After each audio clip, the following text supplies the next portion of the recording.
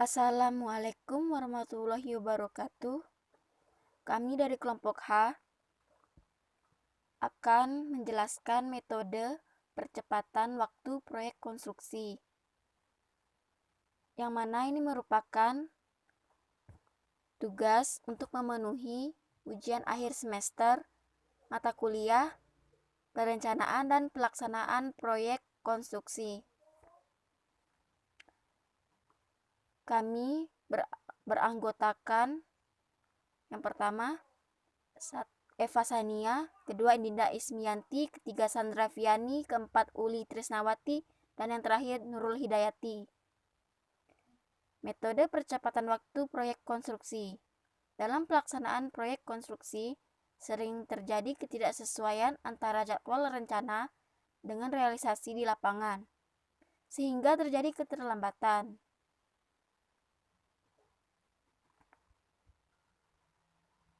Hal ini dapat diantisipasi dengan melakukan percepatan dalam pelaksanaannya.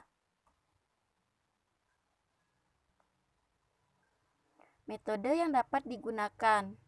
Yang pertama, metode crash program, kedua metode time cost trade-off, ketiga metode fast track, keempat metode what if. Metode yang pertama, crash program, merupakan salah satu cara untuk mempercepat waktu penyelesaian proyek, yaitu dengan mereduksi waktu penyelesaian kegiatan yang berada di lintasan kritis, yang akan berpengaruh terhadap waktu penyelesaian proyek.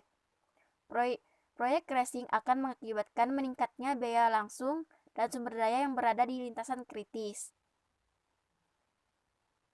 Berikut prosedur metode crash program yang diungkapkan Imam Soeharto dalam Musabik 2015 meliputi membuat network planning rangkaian kegiatan, menghitung durasi penyelesaian proyek dan identifikasi PDM, menentukan biaya normal masing-masing kegiatan, menentukan biaya percepatan masing-masing kegiatan, menentukan cost slope masing-masing kegiatan dengan rumus cost slope sama dengan crash cost dikurang normal cost dibagi normal duration dikurang crash duration. Mempersingkat durasi kegiatan yang dimulai dari jalur kegiatan kritis dengan cost slope terendah.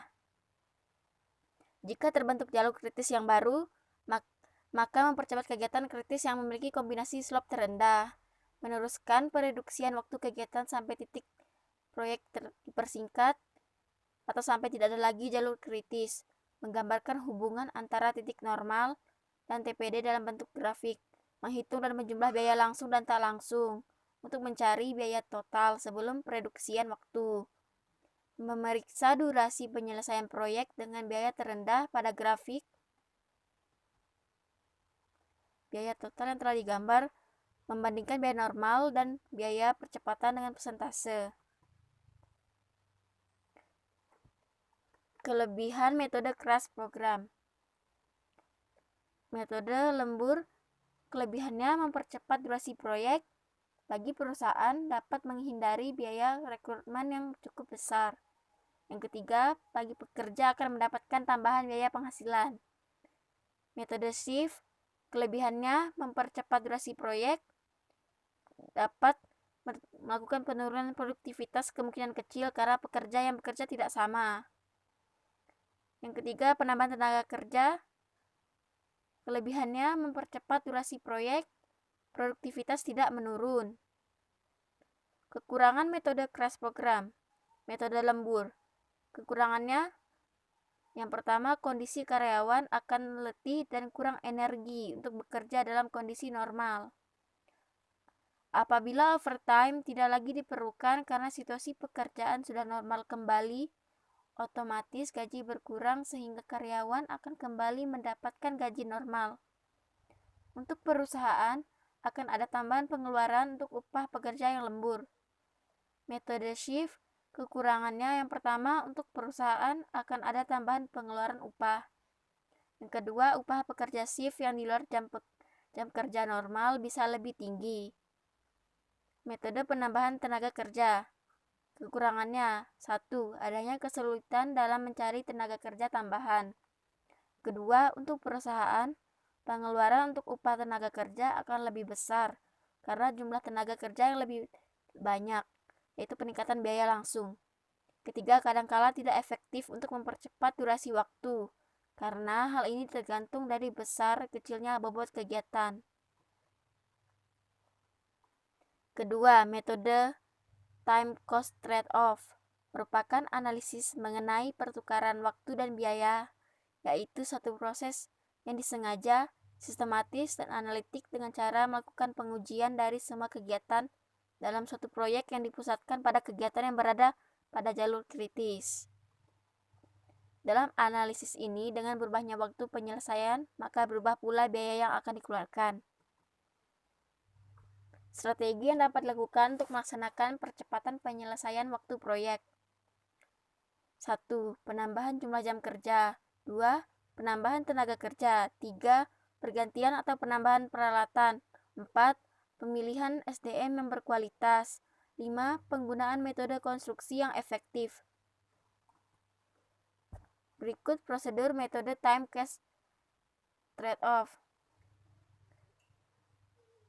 1. Menyusun jaringan kerja proyek, mencari lintasan kritis, menghitung cost slope tiap pekerjaan, melakukan konferensi pada pekerjaan yang berada pada lintasan kritis dan mempunyai cost slope terendah. 3. Menyusun kembali jaringan kerja. 4. Mengulangi langkah kedua di mana akan terhenti apabila penambahan lintasan kritis dan bila terdapat lebih dari satu lintasan kritis. Maka langkah kedua dapat dilakukan secara serentak pada semua lintasan kritis dan perhitungan cost slope dijumlahkan. Langkah dihentikan ketika salah satu lintasan kritis telah jenuh seluruhnya, sehingga pengendalian biaya telah optimum. Kelebihan dari metode time cost trade-off yaitu mempercepat durasi proyek dan meminimalisir penambahan penggunaan biaya proyek. Kekurangan dari metode time cost trade-off dapat menurunnya produktivitas tenaga kerja karena bekerja lembur, namun adanya penambahan tenaga kerja pada kondisi proyek yang terlalu padat. Dikhawatirkan adanya penambahan biaya langsung untuk mobilisasi dan demobilisasi alat. Metode ketiga, fast track. Fast track merupakan metode percepatan dalam pembangunan dengan melakukan pelaksanaan aktivitas-aktivitas secara paralel atau tumpang tindih pada penjadwalan proyek agar menghasilkan waktu pelaksanaan lebih cepat dan biaya pun lebih efisien. Percepatan metode fast track dilakukan dengan melakukan penarikan pada lintasan kritis terpanjang. Ketentuan yang dilakukan dalam penerapan metode fast track yaitu penjadwalan harus logis antara aktivitas yang satu dengan aktivitas lainnya, sehingga cukup realistis untuk dilaksanakan. Melakukan fast track hanya pada aktivitas di lintasan kritis saja, terutama pada aktivitas-aktivitas yang memiliki durasi yang panjang. Waktu terpendek yang dapat dilakukan fast track lebih dari 2 hari. Hubungan antara aktivitas kritis yang akan di fast track. Apabila durasi I lebih kecil dari durasi J, maka aktivitas kritis J dapat dilakukan percepatan setelah aktivitas I telah lebih dari 1 hari dan aktivitas I harus selesai lebih dulu atau bersama-sama. Apabila durasi I lebih besar dari durasi J, maka aktivitas J dapat dimulai bila sisa durasi aktivitas I lebih kecil 1 hari dari aktivitas J. Kedua aktivitas tersebut selayaknya dapat selesai bersama-sama. Periksa float yang ada pada aktivitas yang tidak kritis. Apakah masih menemukan syarat dan tidak kritis setelah fast track dilakukan? Apabila setelah dilakukan fast track tahap awal, lintasan kritis bergeser, lakukan langkah-langkah yang sama pada aktivitas di lintasan kritis yang baru. Percepatan selayaknya dilakukan tidak lebih dari 50% dari waktu normal. Kelebihan dari metode fast track. Waktu pelaksanaan proyek dapat dipercepat tanpa menambah biaya. Kedua, memperkecil risiko pembengkakan biaya. Ketiga, memberikan keuntungan berupa penghematan waktu. Kekurangan metode fast track Yang pertama, harus menyediakan terlebih dahulu material dan tenaga kerja di lapangan sebelum dilakukan fast track. Yang terakhir adalah metode what if, merupakan suatu analisis kuantitatif dengan menggunakan pendekatan kualitatif untuk dapat mengetahui kemungkinan yang akan terjadi dari suatu masalah yang terjadi. Percepatan menggunakan metode what if diterapkan dengan melakukan penambahan pekerja dan jam kerja. Mempercepat dengan penambahan pekerja, jam kerja, dan menambah pada aktivitas pengikut dari aktivitas yang terlambat. Berikut prosedur metode what if. Metode ini dilakukan pada pekerjaan-pekerjaan pengikut dengan menambah jumlah jam kerja dan jumlah pekerja. Menyusun jadwal proyek yang akan digunakan sebagai model penelitian dengan mempergunakan program Microsoft Project, kemudian dianalisa dengan analisa what if pada setiap pekerjaan. Membuat diagram alir dan menganalisa data sesuai dengan bagan alir dengan menggunakan Microsoft Excel.